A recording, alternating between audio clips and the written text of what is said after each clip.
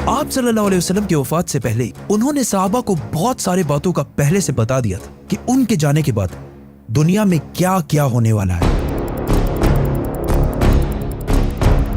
एक दिन हजरत उमर रज़ी अल्लाह तआला अन्हु बाकी सहाबा के साथ आप सल्लल्लाहु अलैहि वसल्लम के पास मस्जिद नबवी में बैठे हुए थे कि अचानक एक बहुत ही रोबदार और हैंडसम आदमी मस्जिद में दाखिल हुआ। उनके कपड़े एक्सट्रीमली व्हाइट और बाल बिल्कुल ब्लैक थे। उस दिन से पहले उन्हें मदीना में किसी ने भी नहीं देखा, मतलब वो मदीना के रहने वाले नहीं थे और उनके कपड़ों और बालों से बिल्कुल ऐसा नहीं लग रहा था कि वो कहीं दूर से ट्रेवल करके मदीना आए। मस्जिद में बैठे सारे सहाबा इस शख्स को गौर से देख रहे थे। वो आदमी सीधा मस्जिद नबी के अंदर आया और आके रसूलुल्लाह सल्लल्लाहु अलैहि वसल्लम के बिल्कुल सामने बैठ गया और कहा, ए मोहम्मद, मुझे इस्लाम के बारे में बताएं। इस आदमी के जाने के बाद आप सल्लल्लाहु अलैहि वसल्लम ने सहाबा से पूछा कि क्या तुमने इस शख्स को पहचाना? ये जिब्रील अलैहिस्सलाम थे और तुम्हें तुम्हारा दीन सिखाने के लिए आए थे। आप सल्लल्लाहु अलैहि वसल्लम ने जिब्रील को इस्लाम के बारे में बताया कि अल्लाह के सिवा किसी को खुदा ना मानना, मोहम्मद को अल्लाह का रसूल मानना, नमाज, रोजा, ज़कात और हज अदा करना। जिस पर जिब्रील अलैहिस्सलाम ने कहा कि आपने बिल्कुल सच फरमाया। फिर जिब्रील अलैहिस्सलाम ने आप सल्लल्लाहु अलैहि वसल्लम से ईमान के बारे में पूछा। आप सल्लल्लाहु अलैहि वसल्लम ने फरमाया कि अल्लाह को मानना, उसके एंजल्स, फरिश्तों को मानना, उसकी किताबों को मानना, उसके पैगंबरों को मानना, आखिरत को मानना और तकदीर को मानना। जिस पर जिब्रील अलैहिस्सलाम ने फिर कहा कि आपने बिल्कुल सच फरमाया। जिब्रील अलैहिस्सलाम ने आप सल्लल्लाहु अलैहि वसल्लम से एहसान के बारे में भी पूछा और फिर जिब्रील अलैहिस्सलाम ने आप सल्लल्लाहु अलैहि वसल्लम से पूछा कि क़यामत, द डे ऑफ जजमेंट,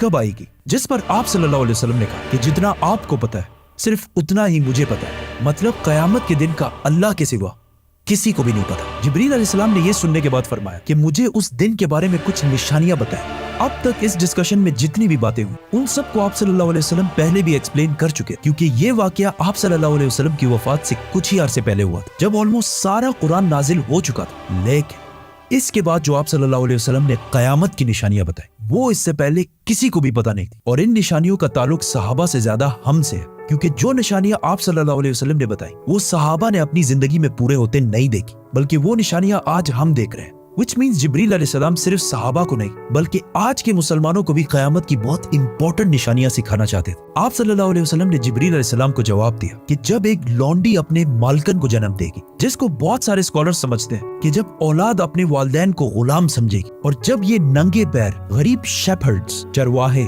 एक दूसरे से लंबी बिल्डिंग्स बनाने में कंपटीशन, मुकाबला करेंगे। जिब्रील अलैहिस्सलाम ने फिर कहा कि आपने बिल्कुल सच फरमाया और उठकर वहां से चले गए। आप सल्लल्लाहु अलैहि वसल्लम ने सहाबा को भेजा कि कोई जाकर इस आदमी को ढूंढे, लेकिन उस दिन के बाद ये आदमी किसी को भी नहीं दिखा।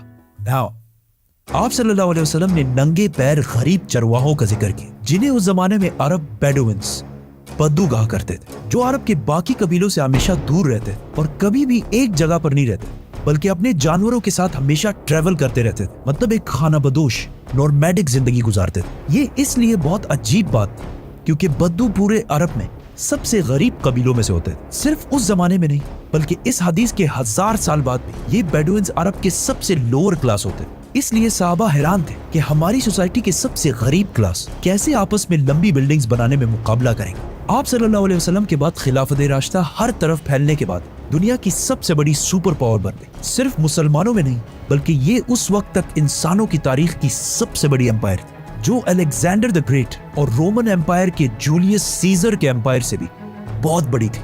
इसका फायदा उठाते हुए ये बेडुइन्स पूरे दुनिया में फैल गए, लेकिन फिर भी इनकी सबसे बड़ी पॉपुलेशन इसी अरब के इलाके में रही। आहिस्ता आहिस्ता वक्त गुजरता गया और इनका कल्चर बिल्कुल भी नहीं बदला।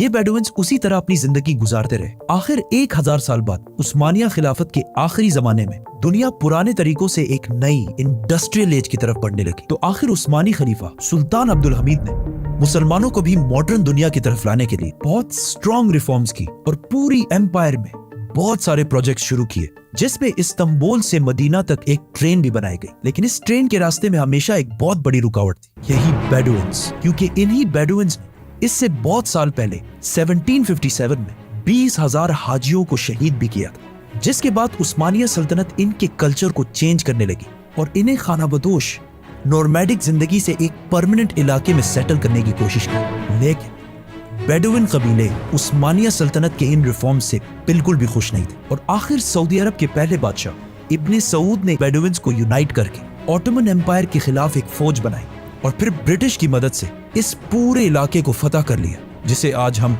सऊदी अरेबिया कहते हैं। और कुछ सालों बाद इन इलाकों से ऑयल, तेल डिस्कवर होने के बाद यही बेडुइन्स, जिनकी इससे पहले कोई औकात नहीं थी, अब दुनिया के सबसे रिच लोगों में से बने और इनमें से बहुत सारे मिलियनियर्स और बिलियनियर्स भी सामने आए। लेकिन तेल डिस्कवर होने के बाद इन सारों को पता चला कि ये ऑयल हमेशा के लिए नहीं रहने वाली, बल्कि एक दिन बहुत जल्द खत्म होने वाली है, जिसके साथ इनकी सारी लग्जरीज भी खत्म हो जाएंगी। तो सबसे पहले दुबई के बादशाह शेख मोहम्मद बिन राशिद, जो एक बेडुइन बद्दू कबीले से हैं, जिन्होंने एक बार खलीज टाइम के इंटरव्यू में खुद ये कहा है कि उन्हें बेडुइन कबीले से होने पर फख्र है। उन्होंने दुबई को ऑयल से निकालकर टूरिज्म और बिजनेस की तरफ लाया और बहुत तेजी से कुछ ही सालों में दुबई दुनिया की बेस्ट सिटीज में से बन गई।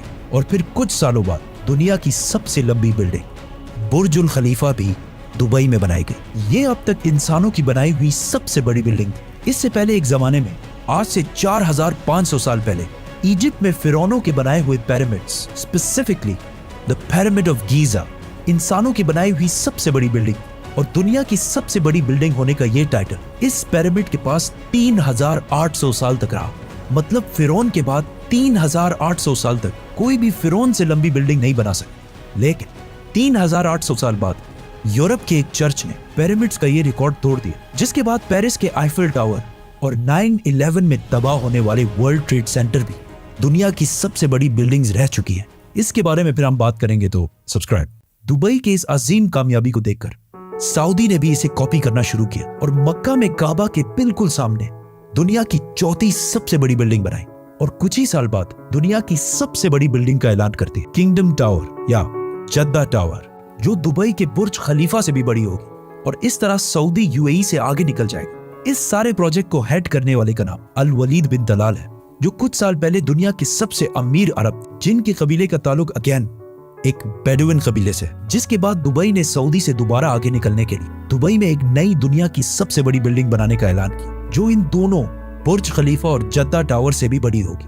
और आजकल हर कुछ अरसे बाद बहुत तेजी से अरब में ऐसी लंबी बिल्डिंग्स के प्रोजेक्ट्स का ऐलान हो रहा है। इवन अरब कंट्रीज एक दूसरे को ये तक नहीं बता रही कि उनके अगले प्रोजेक्ट की हाइट क्या होगी, क्योंकि फिर बाकी अरब कंट्रीज उनसे आगे निकलने के लिए उससे भी बड़ी बिल्डिंग का ऐलान कर देंगे। और इस तरह लंबी बिल्डिंग्स बनाने का एक बहुत सख्त कंपटीशन इन सारे अरब ममालिक में स्टार्ट हो चुका है, जिनमें ऑलमोस्ट सारे प्रोजेक्ट्स के पीछे ऐसे लोग हैं जिनका कोई ना कोई ताल्लुक उन्हीं बेडुइन कबीलों से। और आज ये जो कुछ भी हो रहा है, इस सब का रसूलुल्लाह सल्लल्लाहु अलैहि वसल्लम ने आज से 1400 साल पहले ही जिब्रील अलैहिस्सलाम और सहाबा को बता दिया था कि एक दिन ये बेडुइन्स, जो आज नंगे पैर और बहुत ही गरीब शेपर्ड्स, चरवाहे हैं, वो एक दूसरे से लंबी बिल्डिंग्स बनाने में मुकाबला करें। और ये क़यामत की इतनी इंपॉर्टेंट निशानी है कि जिब्रील अलैहिस्सलाम खुद मुसलमानों को ये सिखाने आए थे। और आज रसूलुल्लाह सल्लल्लाहु अलैहि वसल्लम की बताई हुई इस निशानी को हम अपने आंखों के सामने पूरा होते देख रहे हैं। सब्सक्राइब।